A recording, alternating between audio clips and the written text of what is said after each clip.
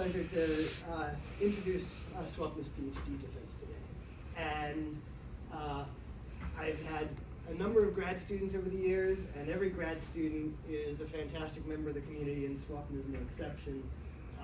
Obviously, we will miss her insights and her good community membership in the lab. We'll miss her laugh down the hallway.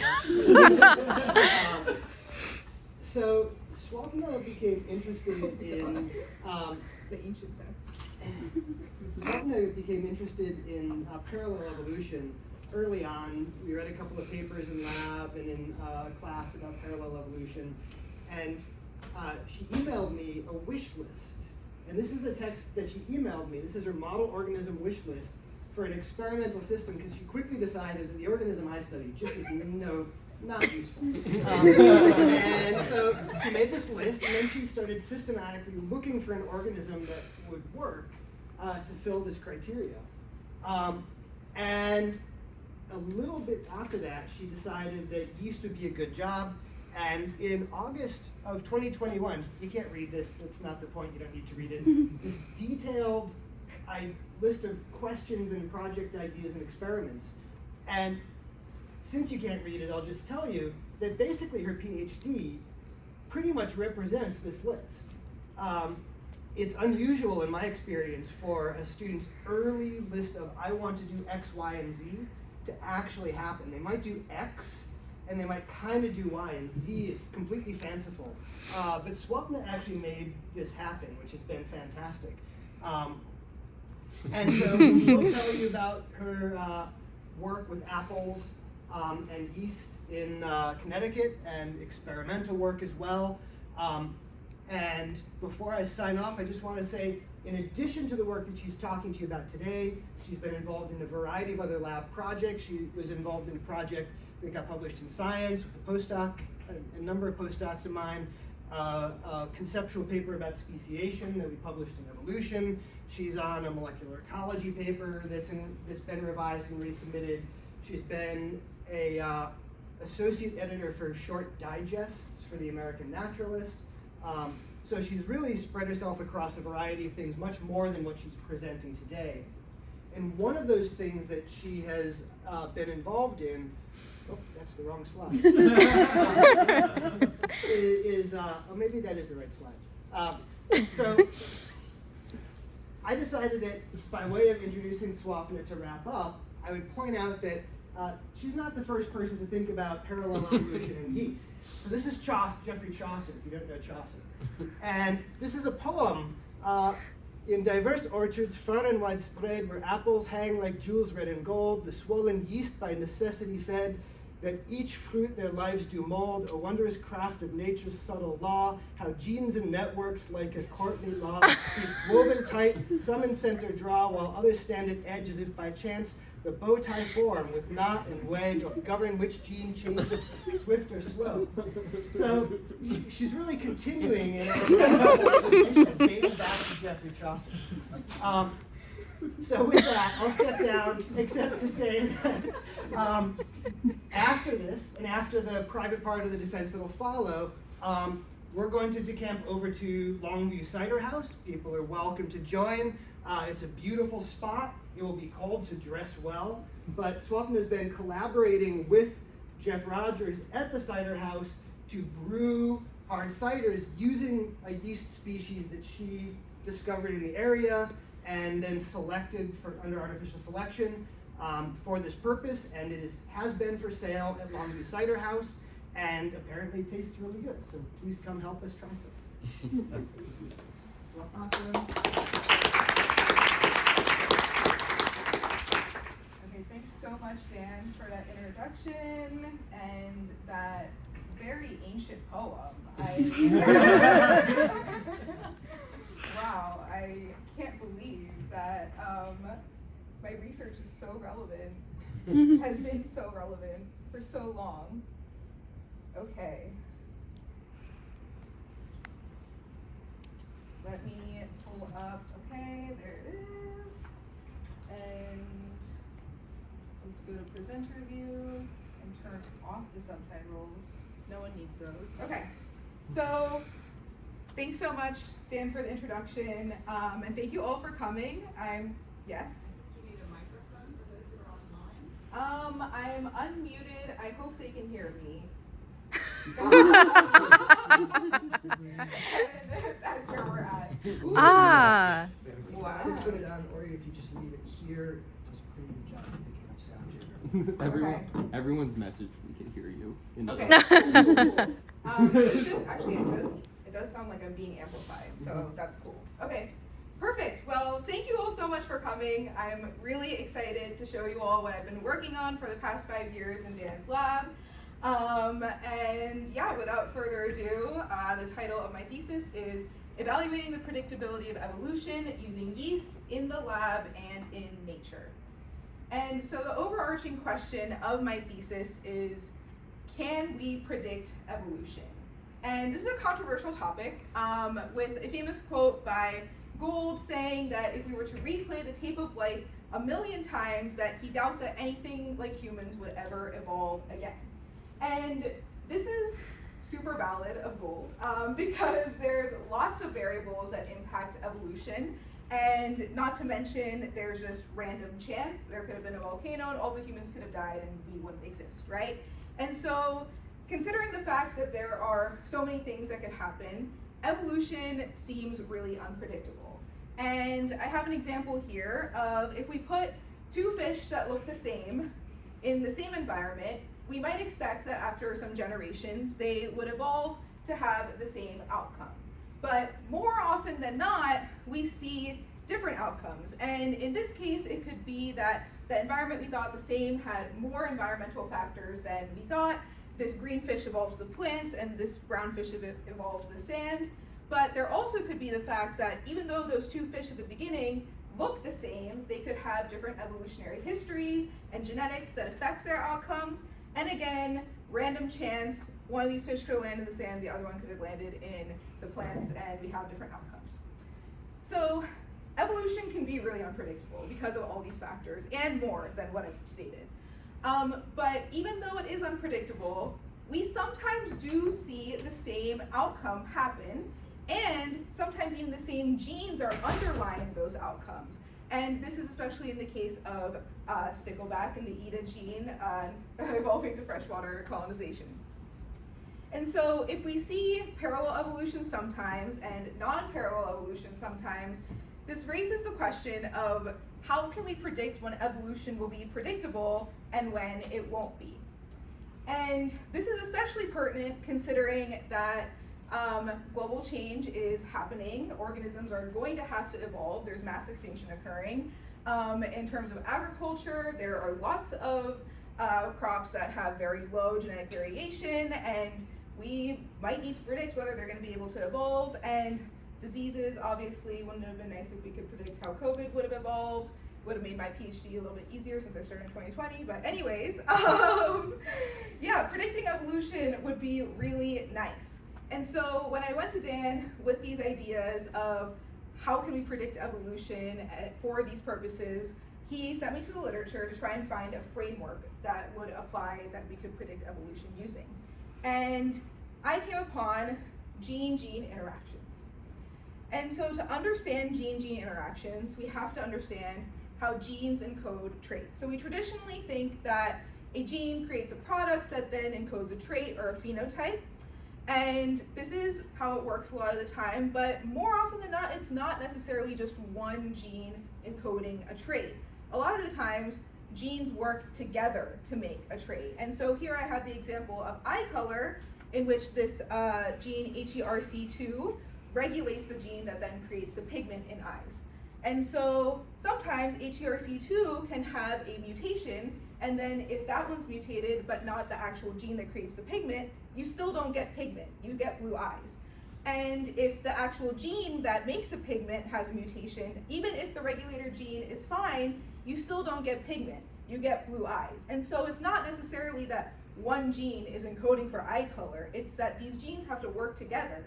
And so if genes have to work together, they also have to be compatible. They have to play well together. And this is called Bateson, Dobzhansky, and Mueller incompatibilities, because they all independently found that if you have populations with different evolutionary histories that evolve certain adaptations, and then you bring them back together and hybridize them, sometimes those genes are incompatible. This results in reduced hybrid fitness, and sometimes things like mules, which can't reproduce. And this is also called epistasis. And so if we know that genes have to be compatible and that sometimes mutations can cause a lot of issues for organisms, you might think, well, we don't really want variation in genes. But evolution needs variation to act. If everything is the same, evolution can't proceed. And so if evolution needs variation, then I had this idea, and there's this idea in the literature, that gene-gene interactions may determine where we see variation. Because I showed you two genes interacting, but there's a variety of ways that genes can interact. So this could be a gene that's starting a cascading pathway. This could be a gene that's taking in feedback from some genes and then giving output and regulating other genes. And this could be a gene, these circles, that are just regulating a bunch of other genes. And so if you think about all the ways that genes can interact, you can see that some genes have more interactions and some genes have fewer interactions. And so if we zoom in on this type of gene that's taking in input and then regulating other genes, and look at this gene in the middle that has more interactions out of all these genes. And let's say we have a mutation that happens in this gene with more interactions that is causing variation. Well, this gene is super important, right? Because it's actually regulating a bunch of other genes. And so if a mutation happens that's negative and it's having this negative cascading effect on all these other genes, then that might be really bad for the organism. And so if you are a gene that has a lot of interactions, you also might have less flexibility for evolution. And then if we look at this gene that doesn't have as many interactions, it doesn't have those downstream cascading effects. It might not have as many negative effects on the organism, and so it may be more flexible to evolution, for evolution to act on, and that might mean that it actually evolves less in parallel.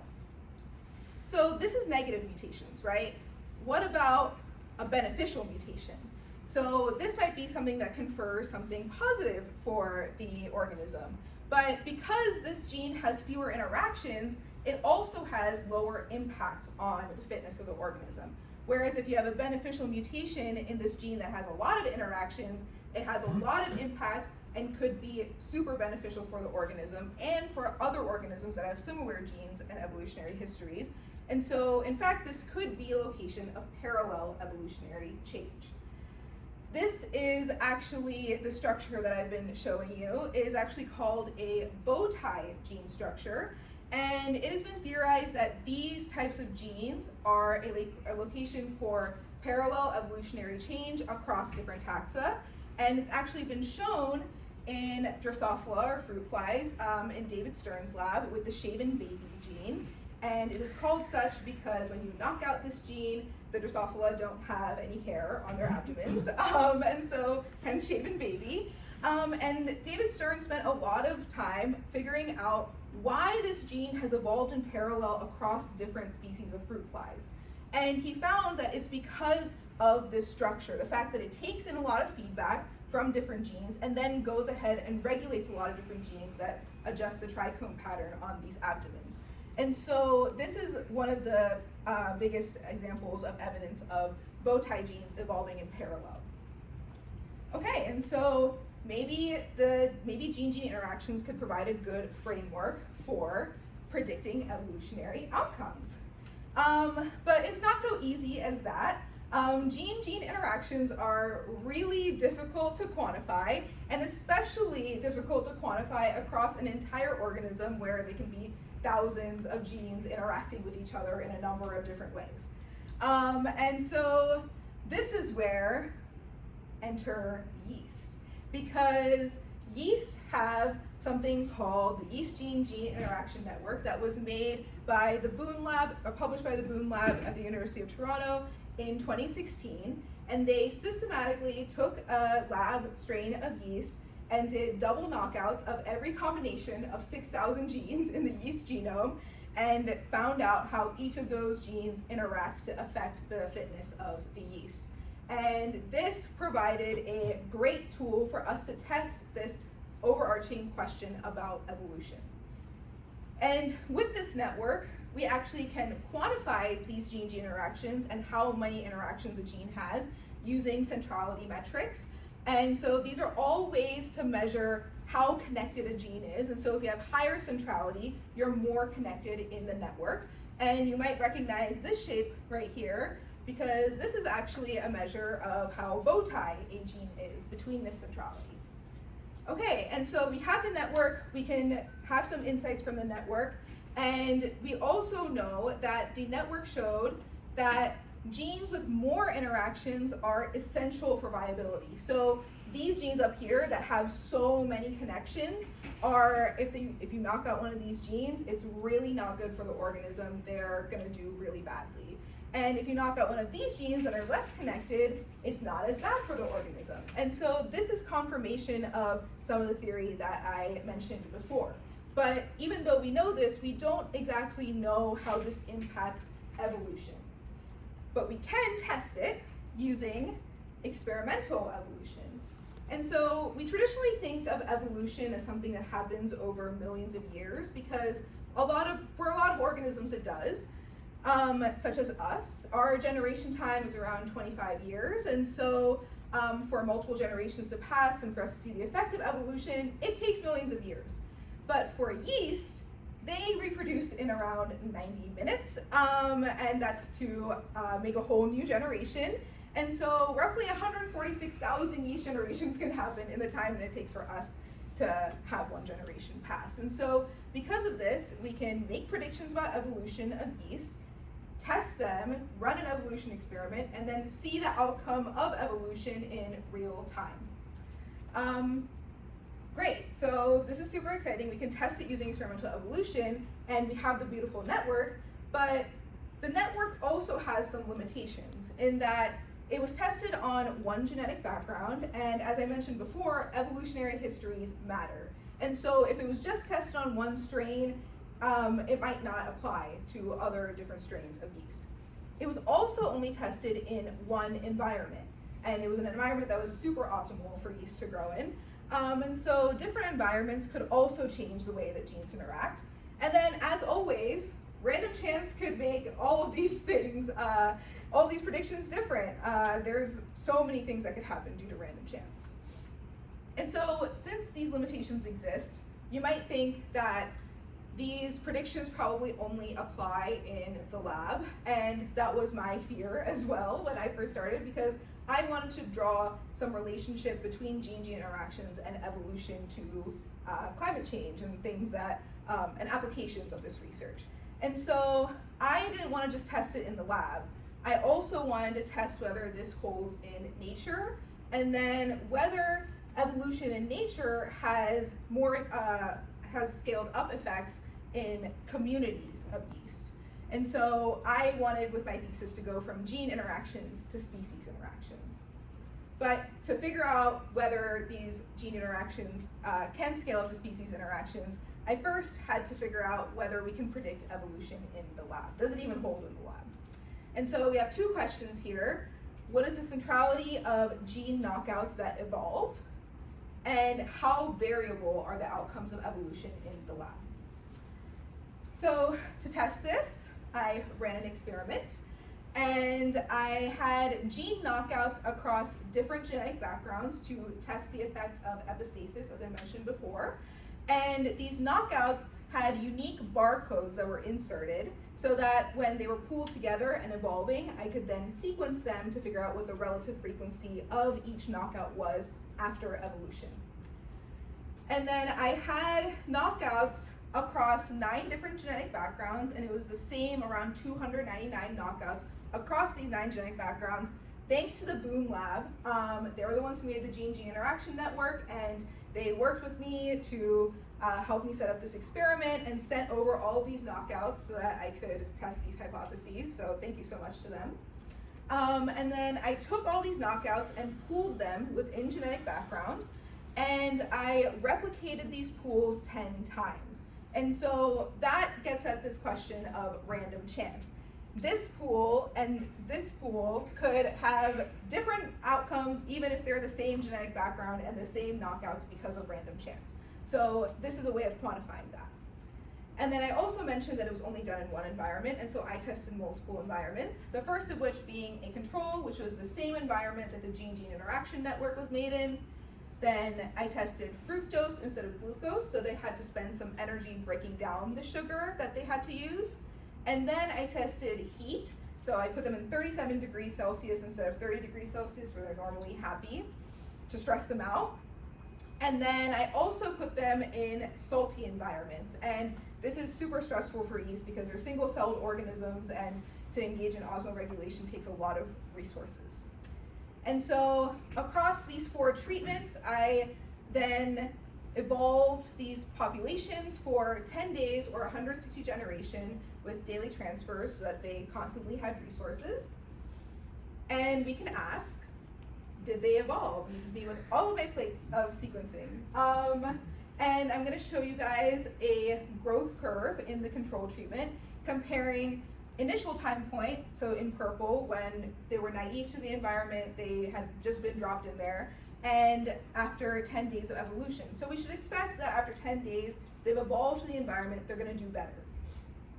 And we find that that is the case. And so these solid lines and the dashed line here, those are my model fits to these growth curves. And all of these thin lines are the variation that's caused by background and random chance. But overall, what I want you to see here is that they are evolving even in the control treatment. And across different treatments, we also see evolution. And with heat and salt, you can see that these purple lines are much lower. They were not happy in heat and salt when they first were dropped in there. But after 10 days of evolution, their growth is kind of similar to control and fructose environments, and so they definitely evolved.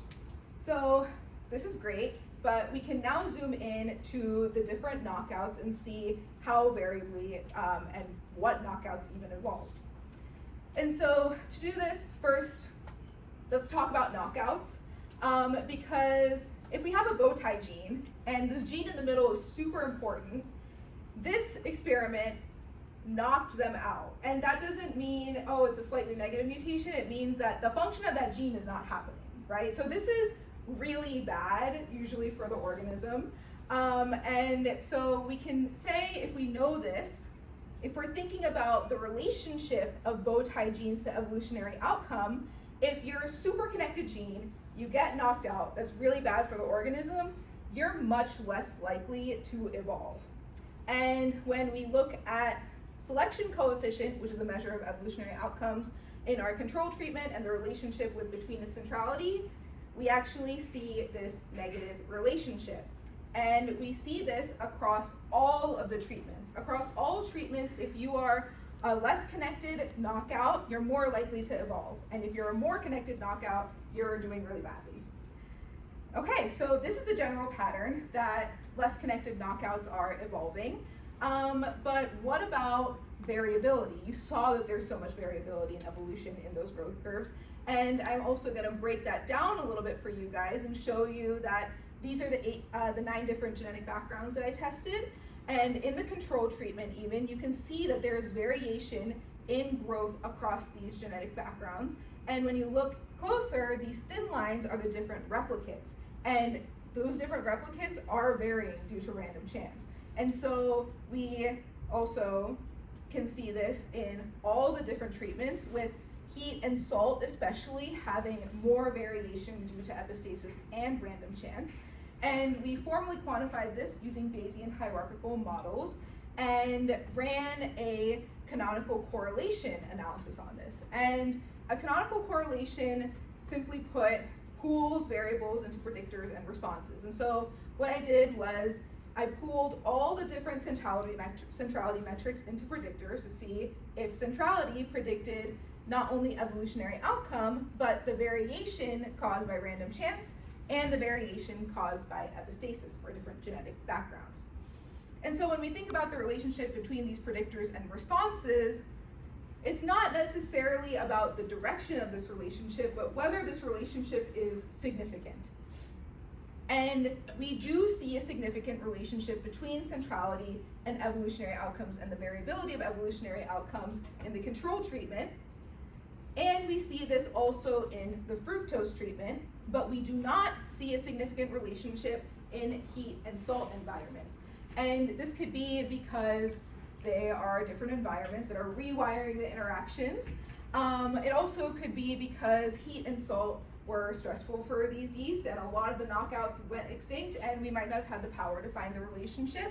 But nevertheless, we were not able to predict variation in heat and salt. But when we zoom in to control and fructose to see what exactly is the centrality of the genes and of how variable they are, we can say that if a high between this gene is knocked out, then that's bad for the organism. And so they're probably going to be evolving really variably across different backgrounds and be more taken down by a random chance. And if you are less central and you're knocked out, then it's not going to have as much of an effect across different genetic backgrounds, in the variation.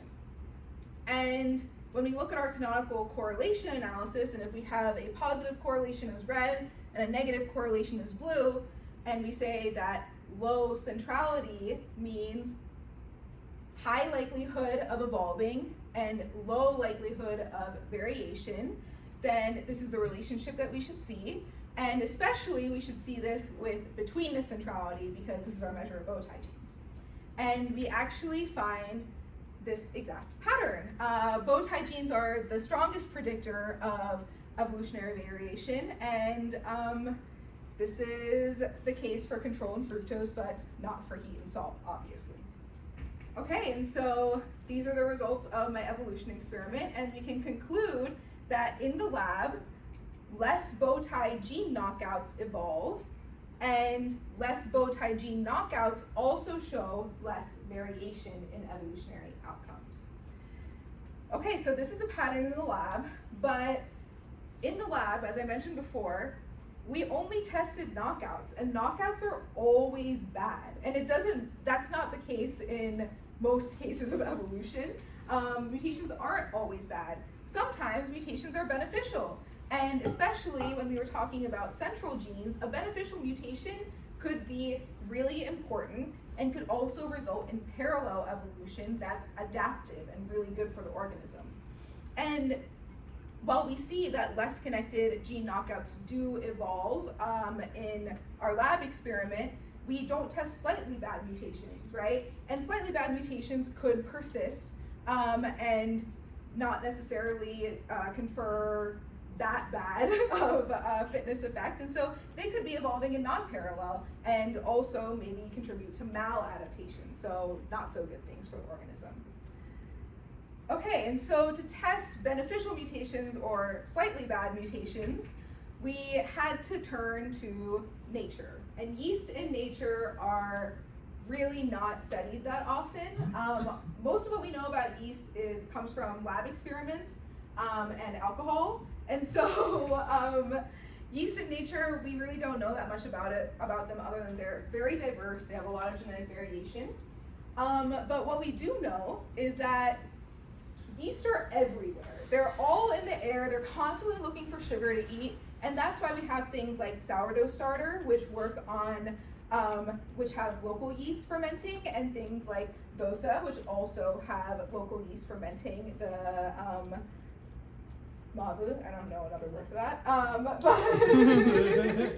And so yeast are everywhere. They're constantly looking for sugar. And other than these examples, we can also see yeast in rotting fruit, because if a fruit has an opening, then yeast can go in there. They're like, this is great, there's so much sugar in here. And lots of different yeast can be in there and start eating away the sugar. They're creating byproducts like ethanol, and it's like dissolving all the apple cells and just causing the rot to spread. And so since we can find yeast in rotting fruit, we were sort of theorizing about where we could study yeast in nature in a somewhat controlled manner and actually get at this question of whether they're evolving in parallel or non-parallel. And so we landed on apple orchards and treated them sort of like a natural experiment. And so they're like a natural experiment in that different orchards are often growing the same varieties of apples across them.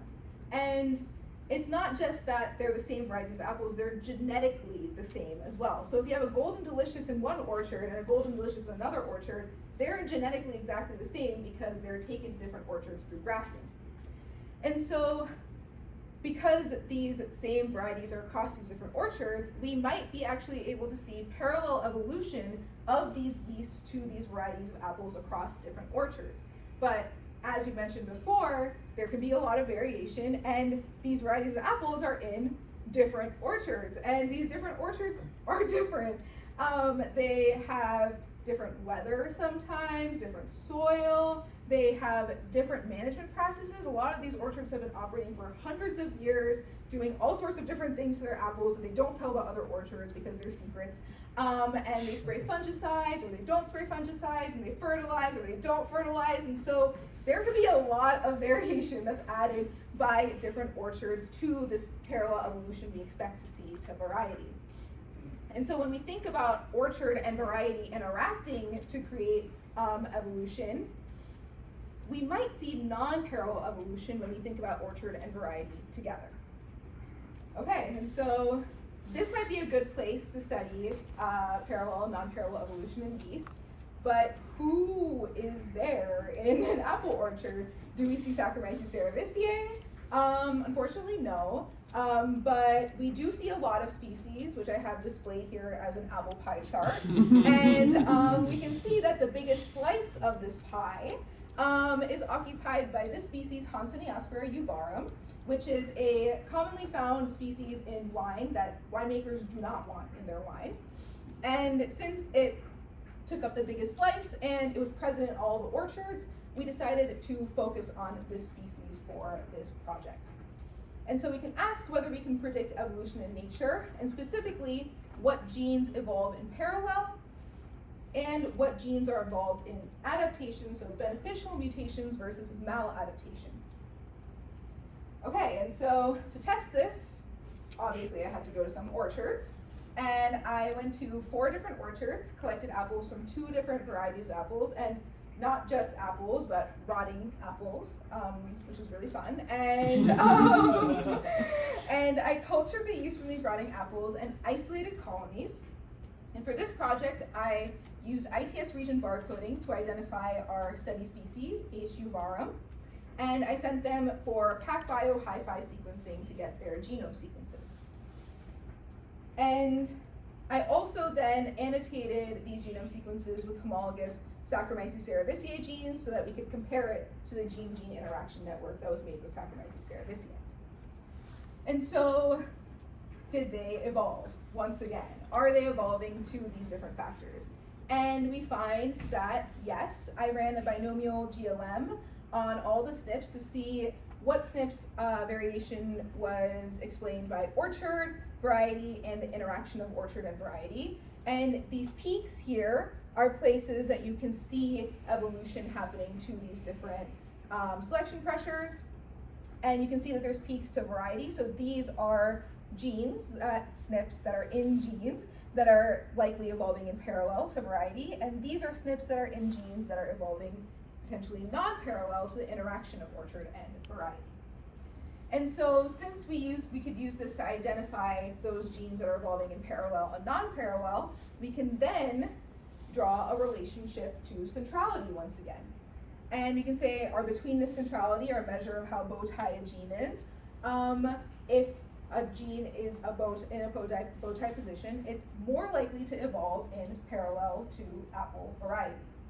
And when we look at the FST across variety and correlate it to betweenness centrality, we see a significant positive correlation between variety FST and betweenness centrality. And so we are seeing potential parallel evolution to variety in bow tie genes.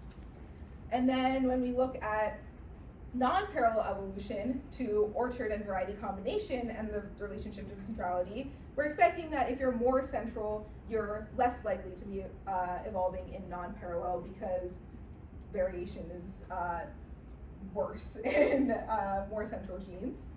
And we find this relationship as well when we look at the variance explained by orchard and variety in genes. And we see this relationship with closest centrality, degree centrality, and eigenvector centrality, but not between the centrality. But it shows that if you're more connected, you're more likely to evolve in non-parallel. But is this evolution beneficial to you or not? Is it adaptive or is it maladaptive?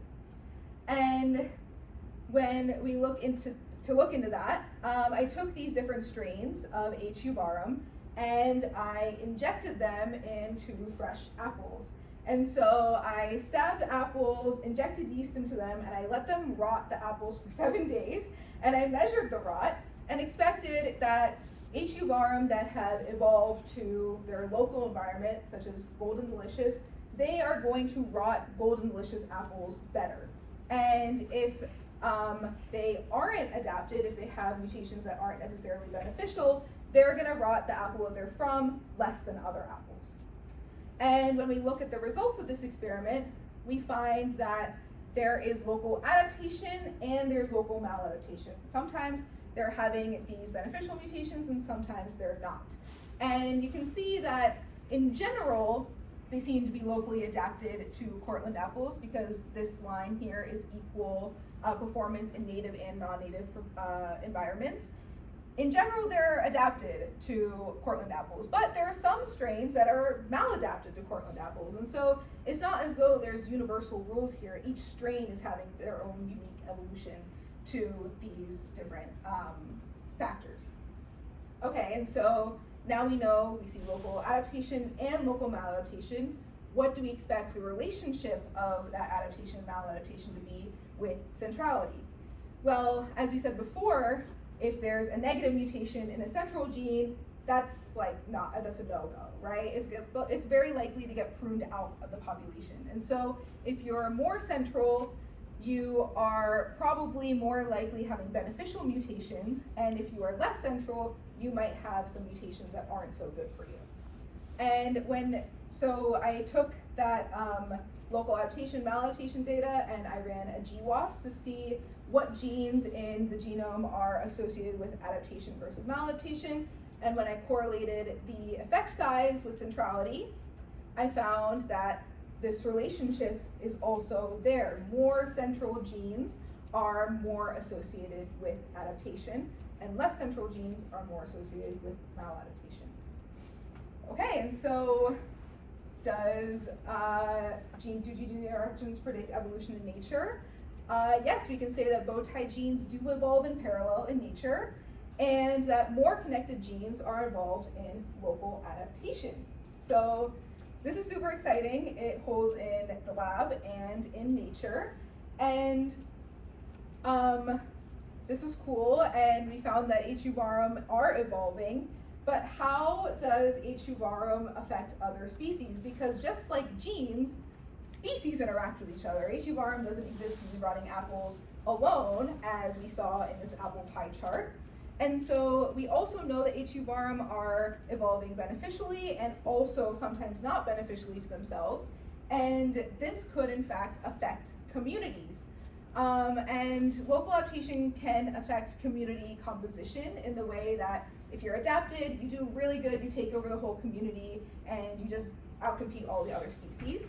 But this also may lead to worse performance of the community in these rotting apples because it's just one species, there's not as much diversity, there's reduced portfolio effect, and the overall community just performs a little bit worse.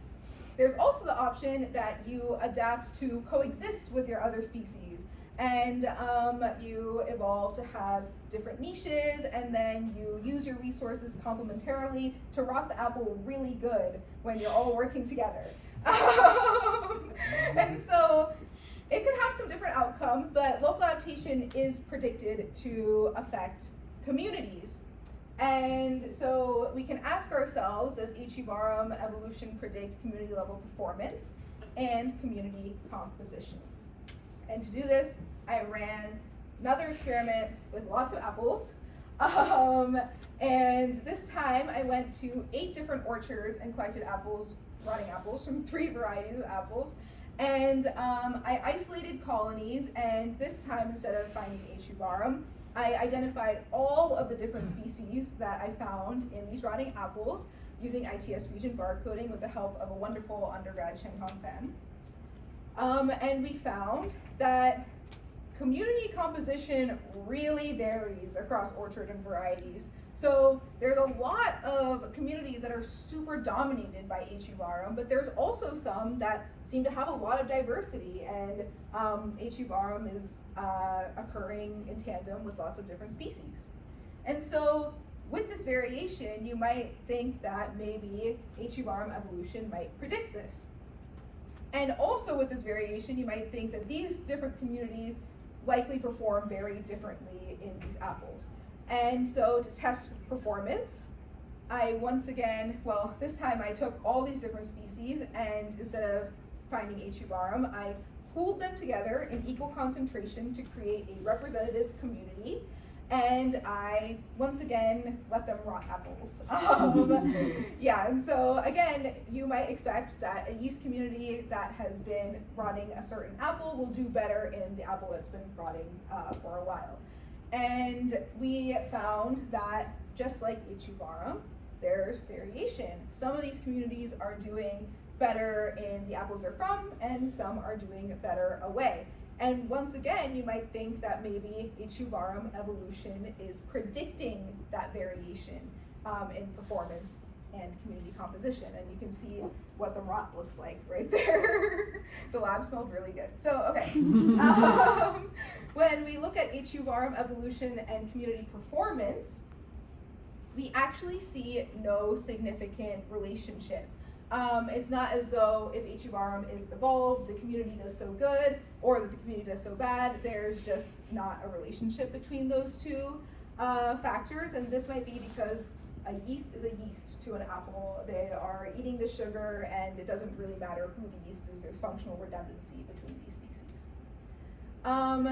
But when we look at H. uvarum, local adaptation, and community composition, we do see that H. uvarum local adaptation affects community composition using an RDA. And this shows that if you are H. uvarum and you're locally adapted, you are more likely to be abundant in the community and outcompete other species that are in those communities. And if you are maladapted, so let's say you're in the other direction, then you're less abundant in these communities. Okay, and so can we predict community dynamics? We cannot predict community performance using H. uvarum evolution, but we did find that evolution and adaptation, so adaptation that's happening, beneficial mutations in more central genes, does result in community domination.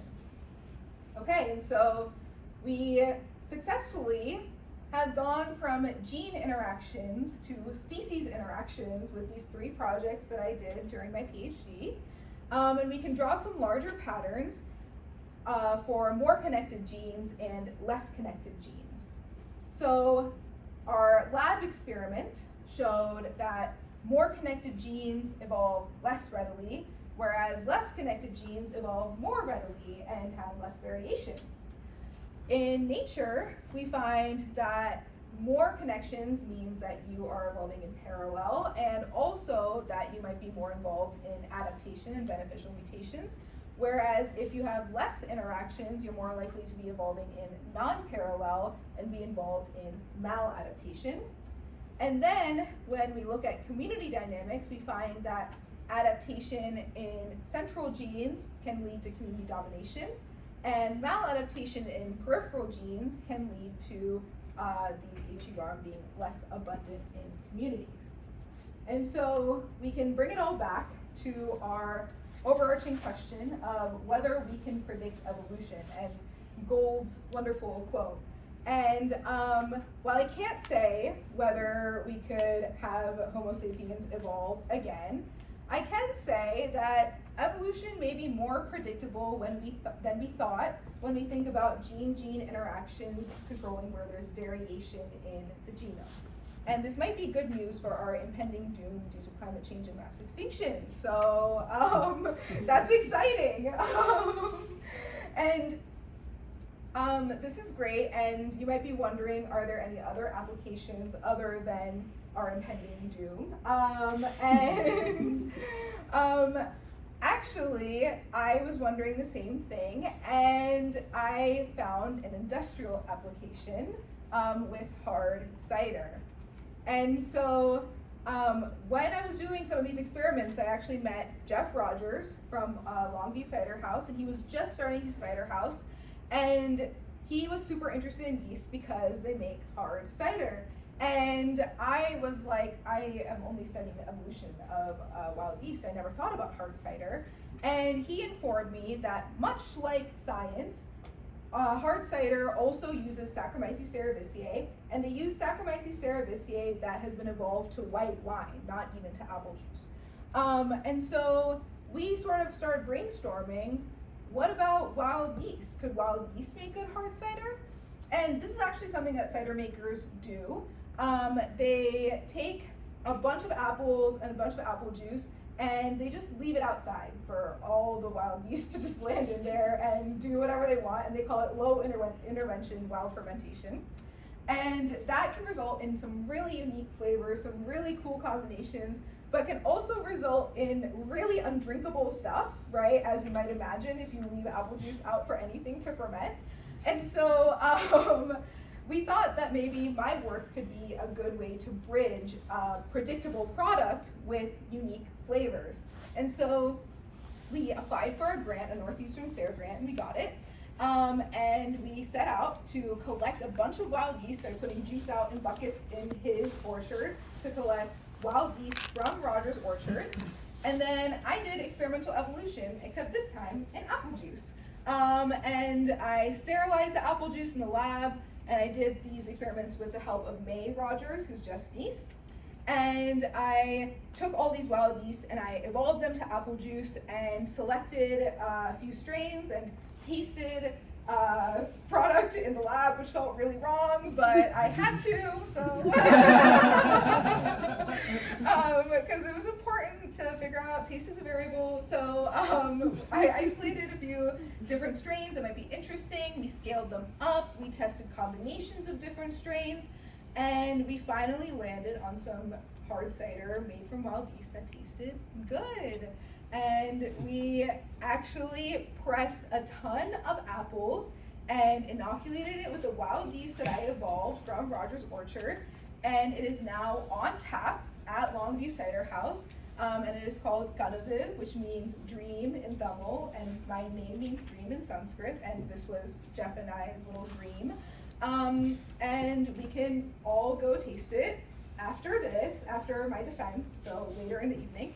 And yes, it's gonna be cold, but there's gonna be a fire. I would love to see each and every one of you there because this is super exciting application of my research. And it supposedly tastes really good. I haven't tasted the final product yet after full fermentation, but Jeff says it tastes like pear and coconut.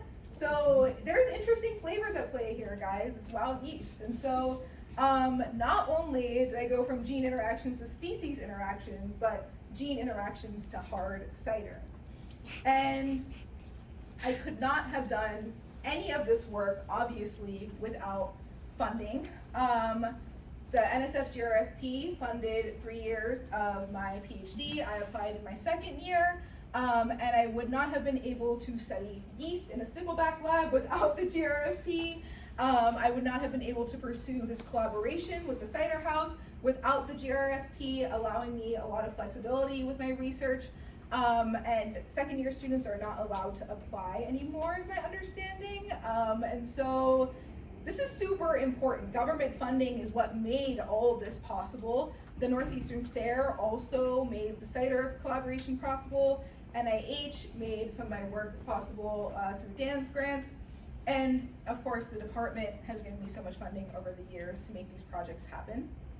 And then I have to thank my committee, Mark, Yawu, Maria, and Andres. They have given me so much advice throughout the years on how to make these projects the best that they can be. I have to thank the Bolnick Lab for so much feedback on my experiments, on my ideas. Andrea, especially, she was there like day one. We were in masks in different offices. She went to the first apple orchard with me. And past and present members, so important to my work. The EB department staff, I wouldn't have money without the EB department staff, none of us would. Nick Boston, my day one, like, could not have done this without Nick Boston and having talks with him throughout the years. The EB department in full, these ideas happened when I was in classes, when I was in seminars, when I was having discussions with everybody. I of course have to thank the Boone Lab, not only for making the Yeast Gene Interaction Network, which is so important to me, but also for hearing out a first year Ph.D. student on a project she wanted to do with evolution and sending knockouts to me, giving me feedback on these experiments. I can't thank Charlie Boone and his lab enough. The Yukon Center for Genome Innovation, Bo Reese, really helped me to do all the sequencing for these projects.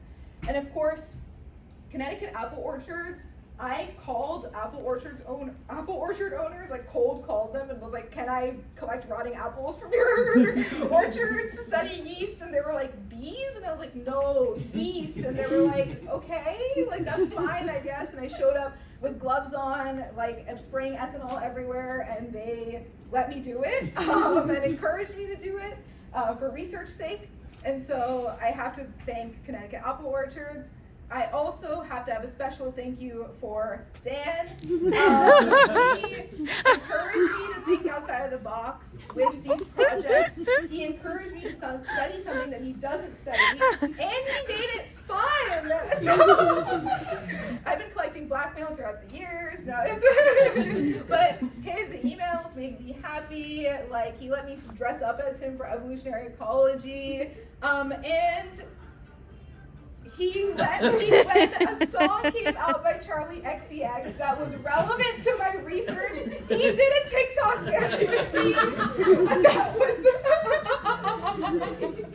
and this is just beloved by everyone, including his daughters. And so I have to thank Dan so much. Like, none of this would have been possible without his guidance and his encouragement. And then, of course, I have to thank my family and friends. I have friends throughout the eras that made all this possible, that listened to me when I was like, I have to stab so many apples tonight, and they weren't like, okay, that's so weird. They were encouraging. I have to thank my family, even though after this, I'm sure they still will be like, why didn't you become a real doctor? I couldn't have done this without them and their support. And Amanda deserves a special shout out. She's been there since day one. She and Vikas showed up at like midnight when I was stabbing apples to help me when I was having a breakdown. And this was when Vikas and I first started dating, and we met here in this department, and I couldn't have done it without him. He deserves a Nobel Peace Prize for how he handled the past few months. And yeah, he came to the orchards with me. He's been there through all the late night experiments, waiting with a hot meal afterwards. And yeah, this place will always hold a special place in my heart because I met him here. And that is all I have for you guys today. And I can take questions now.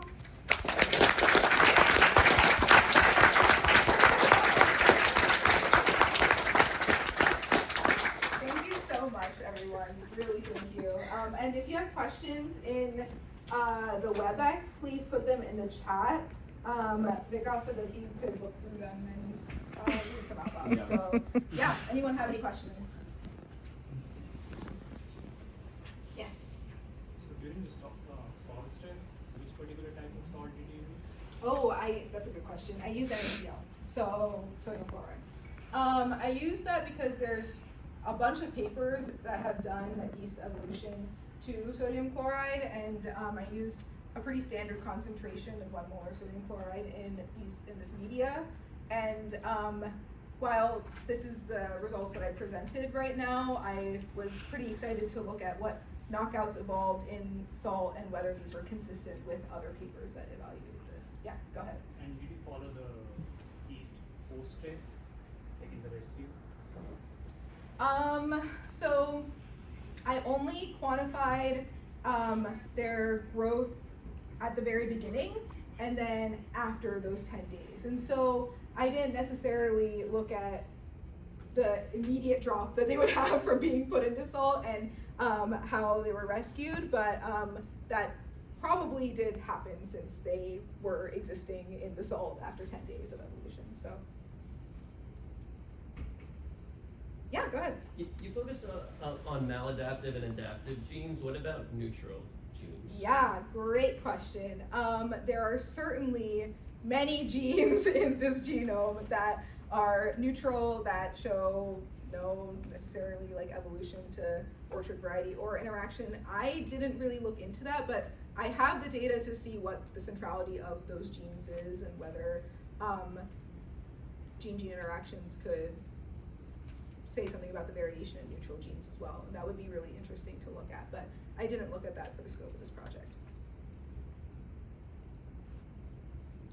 Oh yeah, sure. Amanda. I could just ask you this later, but I'm really curious. So did you end up like getting the scoop from any of the apple orchards and be like, what fungicide are you using, like pesticide or anything? Great question. Did you like write those down and then like do a little analysis on the side yourself? I wanted to so bad. None of the orchards told me. Of course. I yeah. was like, please tell me it's for research, and they were like, no. Like, they were like, it is not for you to know. And they also like very extensively were like, people will be upset if they know that we're spraying fungicides and what fungicides we're spraying, and we're not going to tell you that. And I was like, okay. I probably could have like put the heat on them, but like I didn't. Yeah. I could have done that. No. Maybe now that you're a doctor. Yeah, that was so true. Oh, Mark is like, not yet. I could feel his eyeballs. Yeah, exactly. I think you had a question, right? Yeah. I was curious whether or not your focal yeast species was more or less common in the orchards where you tended to see a pattern of maladaptation. So where I see maladaptation in H. ubarum, they are less abundant in those orchards. So yes, that is the pattern that we see. And in communities where, those H. ubarum are maladapted, they are less abundant. Yeah. In your selection experiments in the lab, what did you select for in the yeast in your evolution experiments? Was it growth rate or were there other factors? Yeah, so the idea with my selection treatments is more like their selection environments, right? So the idea with those treatments was that I'm selecting on different sets of genes to figure out if you are a gene that's evolving to heat, you might be different from a gene that's evolving to salt, but what's the centrality of those genes, you know? And so when I put them in those treatments, I wasn't necessarily like, I'm selecting for you doing like having greater growth rate or greater carrying capacity or any of those things. I just was like, go forth and do better, you know? I mean, in the wild yeast one that was like used in the orchard, were there particular traits there that you were like, what was the selection pressure? Yeah, and so for those, it was just the natural environments, right? They were doing their own thing in those orchards until I grabbed them and I sequenced them. And so in my initial draft of what I wanted to do for my PhD, which Dan was like, this would take like 50 years to do. That was one of the things I wanted to do, which was take those wild yeast and actually put them in selection regimes and select for maybe adaptation to variety or all those things. But we're assuming that, well, not we're assuming, the evidence shows that they are evolving to those, that natural variation in orchards based on orchard and variety.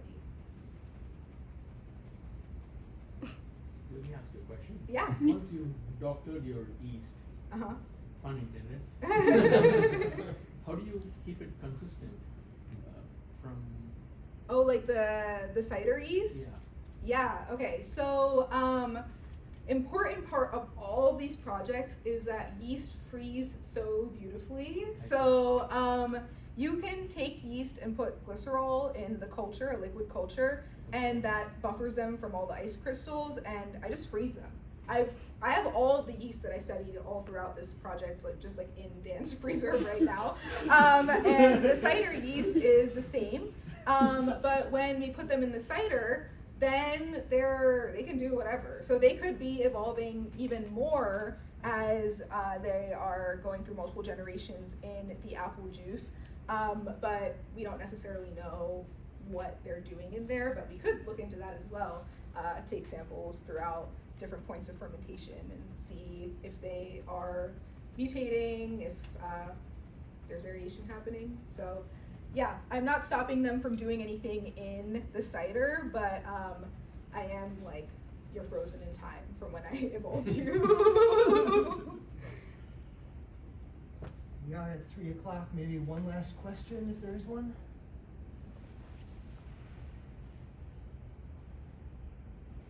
All right. In that case, the committee will shift over to The fishbowl on the third floor. The third floor in Pharmacy Bio Yeah. to continue, and the online Maria online will I'll hop send it back over, on yeah. WebEx after.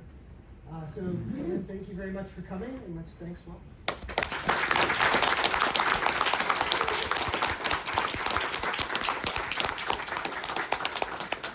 Thank you all so much. Seriously, I'm so happy to see all your faces here. And thank you all for attending online. Really, I'm so happy.